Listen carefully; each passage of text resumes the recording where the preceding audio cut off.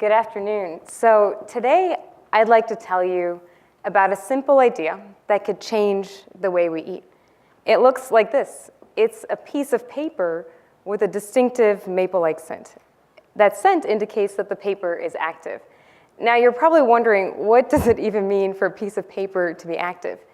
What it means is that if you just put this sheet into a refrigerator drawer, a carton, or a bag filled with different fruits and vegetables, the produce in there would stay fresh for 2 to 4 times longer. Anyone who's ever opened a fridge to find moldy strawberries or a bag of soggy spinach knows how frustrating and expensive and disgusting food spoilage can be. But this paper is actually not only designed for use by consumers like you and me. Because it's so simple and low cost, it can actually be used by large growers and producers, as well as in the developing world. Today, despite all the technology we have, we lose 1/4 of our world's entire food supply to spoilage. 1.6 billion people still live without access to basic refrigeration. And while the world's farmers harvest enough food to feed the planet, 800 million people go hungry every night. This small sheet of paper could significantly reduce spoilage and the massive energy and resource costs associated with it. But for me, it all really started here, in my grandma's kitchen. This is a picture of me with my grandma when I was a toddler living in India. And after I immigrated to the US with my family, I only got to see my grandmother a couple of times. But on one particular visit when I was in middle school, I accidentally drank some tap water while brushing my teeth. And I started to panic because everyone had told me, when you go visit your grandma, do not drink the water. And I was so worried that I'd get sick. But my grandma, she went in her kitchen and she kind of mixed up the solution of different herbs and spices and said, oh, just drink this and you'll be fine. I was really skeptical looking at this murky brown mixture, but I drank it and I didn't get sick. I then became really curious about how and why my grandma's mixture might have actually worked. And so I came back to the US and I started a middle school science project looking at the different herbs and spices that she'd used. And over the years, I actually ended up finding that some of the spices in the mixture were able to stop the growth of different bacteria and fungi that I found around my house and my kitchen.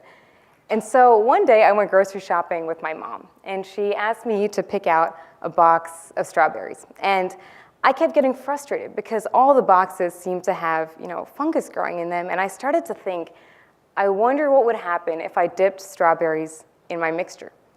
I went home and tried it, and a few days later, the results were unbelievable. And then I got really excited, and I went out and got many different fruits and vegetables, and again, it really worked.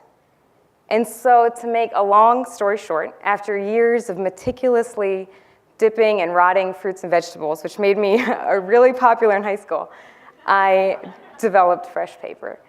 And fresh paper is infused only with edible organic spices. And because of its paper format, it can actually be used on the entire journey from when food is first harvested until it arrives on your plate.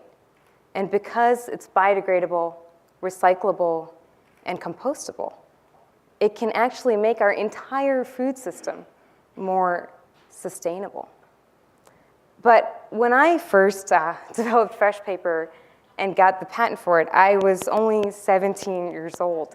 I was just about to enter college, and I remember I was so excited about its potential. I really thought that it could help people like my grandmother in areas like the village where she was from. And so as soon as I got to college, I set out to build a nonprofit. And what I ended up learning was how hard it can be to give something away for free. I learned all about production and distribution, different models in charity, and all the complexities that had never really constrained my childhood perspective. And I started to think that, maybe this idea I've been working on was really just that. It was just a child's idea that had no real-world applications. And although I'd been working on fresh paper really for as long as I could remember, I started to give up. My college advisors, suggested that maybe I should consider a more realistic, a more adult career path. And I started to think about going to grad school. I actually got a job, and I started applying to grad school and doing research. But all along, I couldn't stop thinking about fresh paper. And years of being in research actually made me slowly realize that even the best ideas left in the lab, or in my case, the kitchen, were of little use to anyone at all. And so, in 2010, I decided to just put my fears and doubts on hold. I really couldn't just put them aside, but I thought, I'll try to just take fresh paper somewhere close by. I decided to just take a handmade batch to a local farmer's market. So my co-founder and I, we stayed up all night, and we made a batch by hand, and early the next morning, we set up a stall. And we started handing out fresh paper to anyone who would stop by, which was not a lot of people, but we couldn't believe the response. Spoilage, it seemed, was a really big problem right there in our own backyard. And so we decided to create Fenya Green, and we hoped that we could sell fresh paper to one day give it away or get it somehow to those who needed it most. The name Fenya Green actually is derived from one of the active ingredients in fresh paper. Some of you may know it. It's a spice commonly used in Mediterranean and Indian cooking, fenugreek. So shortly after we founded Fenya Green, we were surprised that a local store, Harvest CoOp, actually thought that they would take a leap of faith and start to carry it. And then a couple other stores in the Boston area said that they would give us a chance as well. So we put fresh paper, our simple idea, out at these farmers markets and farm stands, but we really had no idea what to expect or whether people would even know what to do with this. So we just put it out there and waited. And then, in the weeks that followed, something incredible happened. People started reaching out to us. They started calling us, emailing us, stopping us in grocery stores, and starting to share their stories. We started to hear things like, fresh paper makes it possible for me to eat local, to eat organic, to eat my entire CSA share. And best of all, we started to hear, fresh paper makes it possible for me to eat fresh fruits and vegetables every day. And that was incredibly inspiring for us, because I realized that with our small piece of paper, we were actually able to have an impact on our local food system and even change the way people could eat. What we found out is that our earliest supporters were starting to go to their local stores and tell them about fresh paper. They believed in what we were doing, and they were buying fresh paper for their families and their friends, their children's schools, nursing homes, farmers, and even their local food banks. Our simple piece of paper had captured the imaginations of people we had never met and was spreading hundreds of miles because they believed that it could not only help them eat healthier, but that it could help feed the hungry, that it could even change the world. And we started to realize that for so many, it was about so much more than just a little piece of paper. It was about sustainability, about living with purpose, about empowerment rather than guilt about waste. It was really about going back to our roots and listening to our grandmothers. They believed in fresh paper so much that we started to believe that we actually could take on the massive food system with a small piece of paper. And it was incredible to watch fresh paper spread from region to region across the country simply through word of mouth. We had no funding, no marketing budget, and really no experience, just an army of supporters, a grassroots movement that took our simple idea from our local farmers market to places we could have never imagined. Within months, we were shipping fresh paper to people across the country. Our local post office actually had to shut down for a day to handle all the orders. And then shortly after that, we heard from our first national retailer, Whole Foods. And at the time, I remember, we had no idea how to even supply large volumes or what it even meant to work with a major national retailer.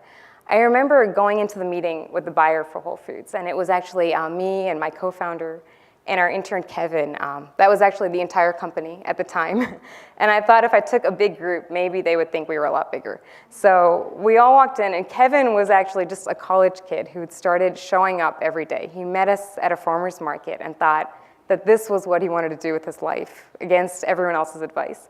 And so we walked into the meeting, and Kevin, said as we were going in, I really think that, maybe we can talk them into starting in a couple stores. And I said, no, Kevin, I think the way this works is they might let us start in one store, and we'll just, take that and see if we can do it.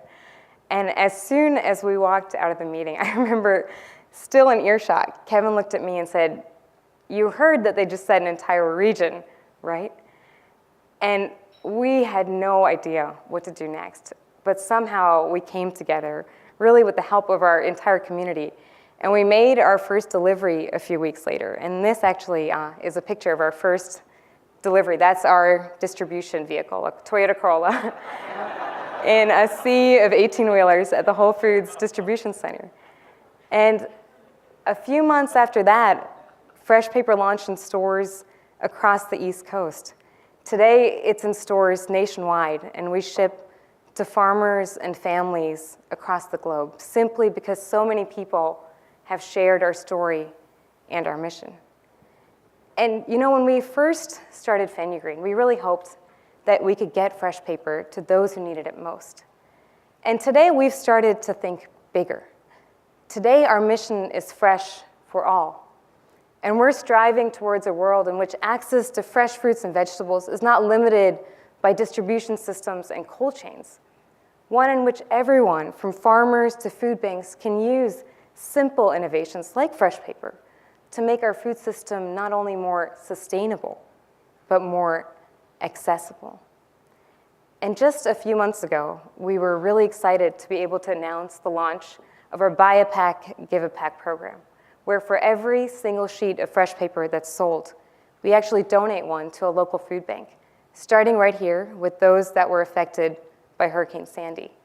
And this year and in the years to come, we're working to get fresh paper to the 1.6 billion that live without any access to refrigeration. So, today I often think about what would have happened if I hadn't drank that murky mixture? What if I had dismissed my grandma's remedy as too simple?